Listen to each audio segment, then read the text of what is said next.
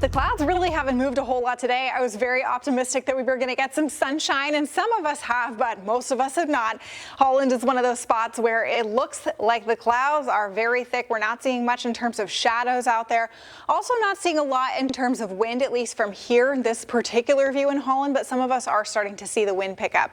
Looking at the icons here across West Michigan, Kalamazoo faring better with some sunshine.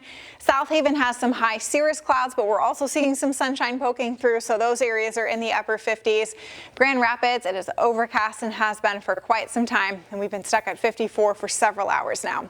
Wind is anywhere from 5 to 15 miles an hour, but we're starting to see more of those higher gusts pop up, and it's going to be quite gusty through tonight and tomorrow.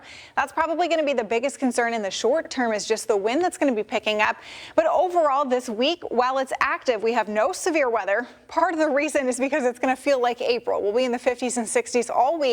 Rain, though, becoming more apparent tomorrow, extending into Wednesday, and that comes along with those breezy 30-mile-an-hour winds at times. So an active week, just not necessarily in the way that it was last week, thank goodness.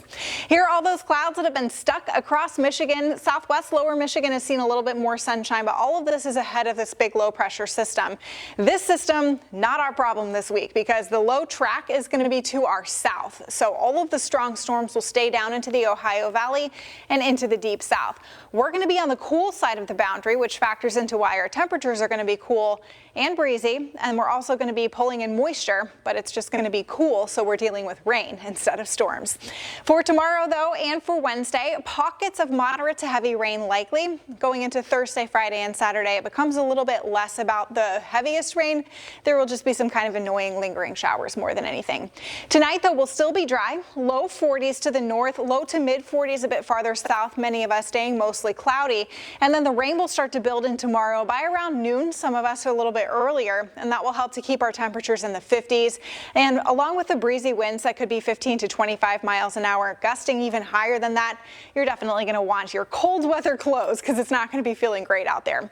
Winds will be gusting as high as 25 to 30 as early as 3 a.m., but the worst of the rain and the wind comes by about noontime, when the gusts could be 35 to almost 40, and they stay pretty high even all the way through the day into Wednesday as well. So the rain will start to build in along about 7 or 8 a.m. to the south, and we'll see it kind of creep to the north. So not the most fun day for driving around. You will definitely need the windshield wipers and the jacket and the umbrella.